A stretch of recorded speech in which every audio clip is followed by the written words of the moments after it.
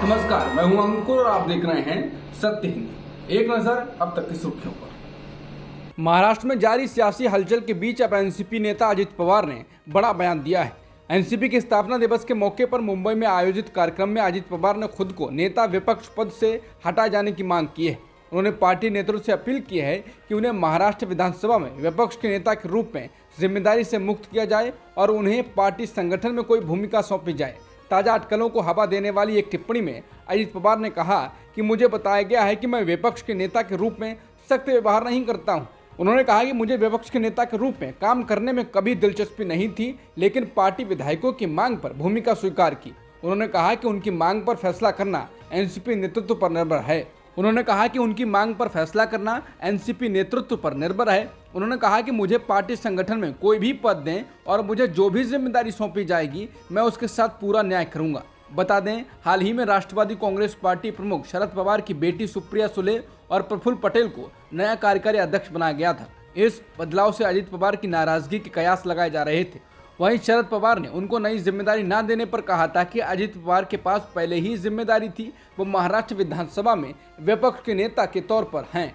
हालांकि अब अजित पवार की मांग ने शरद पवार के जवाब का भी जवाब दिया है। इसके बाद से कयास लगने लगे हैं कि क्या अजित पवार ने पार्टी में कोई पद दिया जाए कहकर प्रदेश अध्यक्ष पद का दावा किया है। कोलकाता हाईकोर्ट ने पश्चिम बंगाल में होने वाले पंचायत चुनाव से पहले नामांकन के दौरान हुई हिंसा के मामलों में सीबीआई जांच के आदेश दिए हैं। कोर्ट ने कहा, ऐसी हिंसा राज्य के लिए शर्म की बात है। इतनी अव्यवस्था क्यों? राज्य चुनाव आयोग क्या कर रहा है? जस्टिस अमृता सिन्हा की बेंच ने मामले पर सुनवाई करते हुए कहा, अगर इस तरह खून बहाना जारी रहता है तो पंचायत चुनाव को रोक दिया जाना चाहिए। उन्होंने पूछा कि काफ़ी हिंसा देखने को मिल रही है, कानून व्यवस्था की धज्जियां उड़ रही हैं, ऐसे में राज्य चुनाव आयोग क्या कर रहा है। बता दें, कोलकाता हाईकोर्ट एक चुनाव प्रत्याशी की याचिका पर सुनवाई कर रहा था। याचिका में कहा गया था कि उनका नाम लिस्ट से गायब कर दिया गया है। मणिपुर हिंसा को कैसे शांत किया जाए, अभी ये उपाय ढूंढने की बीजेपी की परेशानी दूर भी नहीं हुई है कि वो एक और परेशानी में फंसती हुई दिखाई दे रही है। बीजेपी नेता और असम के मुख्यमंत्री हेमंत बिस्वा शर्मा पर कुकी उग्रवादी समूह से संबंध रखने के आरोप लगे हैं। इन आरोपों के बाद अब हेमंत बिस्वा शर्मा ने मणिपुर स्थित कुकी उग्रवादी संगठन से कोई संबंध होने से इनकार किया है। वहीं कांग्रेस ने 2017 के मणिपुर चुनाव के लिए कुकी उग्रवादी समूह की कथित रूप से मदद लेने के लिए कड़े राष्ट्रीय सुरक्षा कानून यानी एनएसए के तहत शर्मा की गिरफ्तारी की मांग की। कांग्रेस पर निशाना साधते हुए हेमंत बिस्वा शर्मा ने कहा कि पार्टी द्वारा उनके खिलाफ किए गए दावे झूठे थे।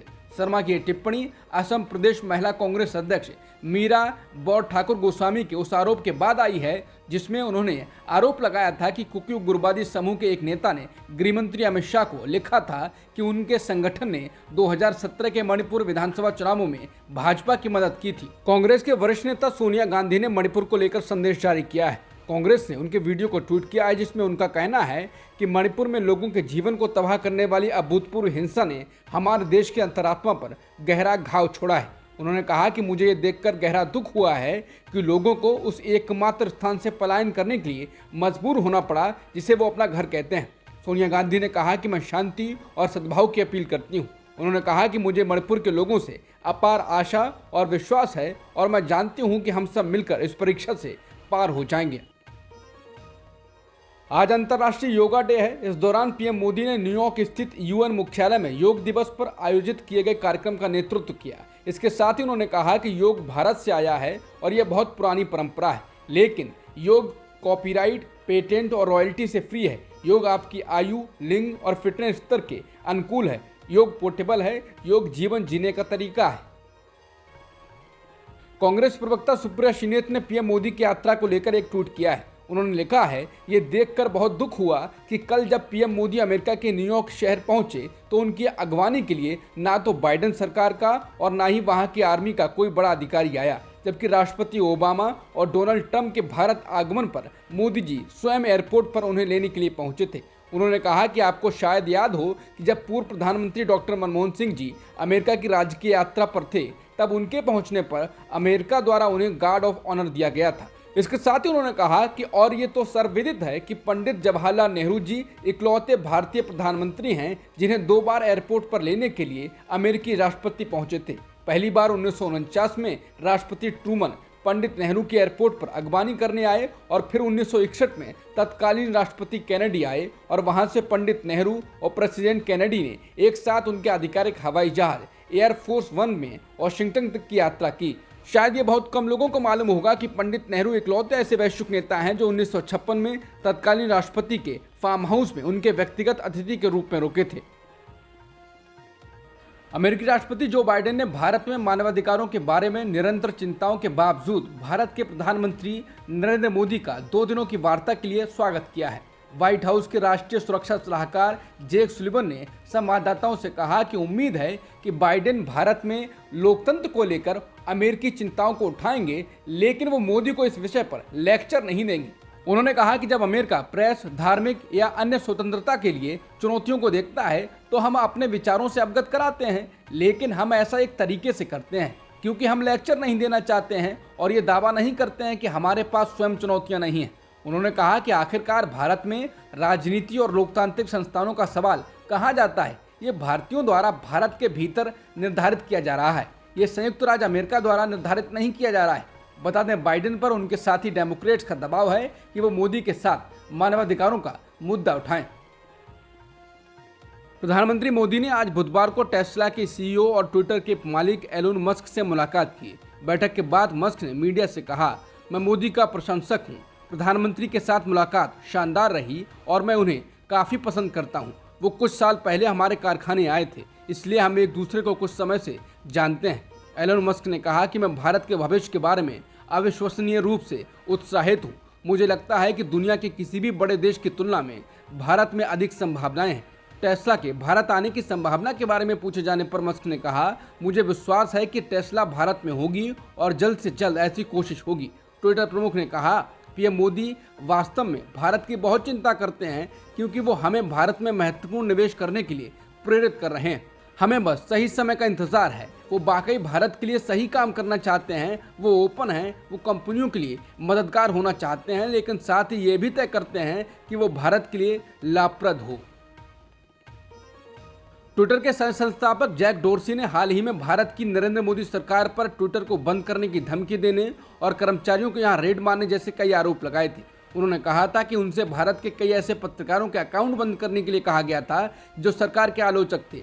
अब इस पर ट्विटर के नए मालिक एलन मस्क ने जवाब दिया है। उन्होंने कहा कि ट्विटर के पास स्थानीय सरकारों की बातों का पालन करने के अलावा कोई विकल्प नहीं है। अगर हम स्थानीय सरकार के कानून का पालन नहीं करते हैं तो हम बंद हो जाएंगे। इसलिए हम जो सबसे अच्छा कर सकते हैं वो किसी भी देश में कानून के करीब रहकर काम करना है। हमारे लिए इससे अधिक करना असंभव है, नहीं तो हम ब्लॉक या गिरफ्तार भी हो जाएंगे। उन्होंने कहा कि वो अमेरिका की तरह पूरी दुनिया में काम नहीं कर सकते हैं क्योंकि हर देश के अलग कानून हैं। बिहार के पूर्व मुख्यमंत्री जीतन राम मांझी एक बार फिर एनडीए में शामिल हो गए हैं। पिछले दिनों ही बिहार में महागठबंधन से अलग होने के बाद ये तय माना जा रहा था कि वो एनडीए में जाएंगे। बुधवार को नई दिल्ली में केंद्रीय गृह मंत्री अमित शाह से मुलाकात के बाद उन्होंने ये निर्णय लिया है। अमित शाह से हुई उनकी इस मुलाकात के दौरान उनके बेटे और पूर्व मंत्री संतोष कुमार सुमन साथ थे, जो कि मांझी की पार्टी हिंदुस्तानी अवाम मोर्चा के राष्ट्रीय अध्यक्ष भी हैं। इससे पूर्व मांझी ने मंगलवार को ही बिहार के राज्यपाल राजेंद्र विश्वनाथ आर्लेकर से मिलकर नीतीश कुमार की सरकार से समर्थन वापस ले लिया था। बिहार के पूर्व मुख्यमंत्री और हिंदुस्तानी अवाम मोर्चा के संरक्षक जीतन राम मांझी और उनके बेटे संतोष मांझी ने राजधानी नई दिल्ली में केंद्रीय गृह मंत्री और बीजेपी के सीनियर नेता अमित शाह से मुलाकात की। हालांकि मुलाकात की तस्वीरों के बाहर आने के बाद जन अधिकार पार्टी के अध्यक्ष पप्पू यादव भड़क गए हैं। दरअसल जीतन राम मांझी इस तस्वीर में नंगे पैर दिख रहे हैं, जबकि अमित शाह ने चप्पल पहनी हुई है। इसी पर पप्पू यादव ने लिखा है कि दलित पिछड़े समाज के नेता नंगे पांव, भाजपा का सामंती चरित्र, 70 साल बाद भी नहीं बदला है व्यवहार। ईडी ने 21 जून की सुबह मुंबई में कई जगहों पर छापे मारे। कार्रवाई कोविड सेंटर स्कैम केस में की गई है। जिन जगहों पर छापे मारे गए वो शिवसेना उद्धव बालासाहेब ठाकरे पार्टी के नेताओं उद्धव ठाकरे, आदित्य ठाकरे और संजय राउत के करीबियों से जुड़ी है।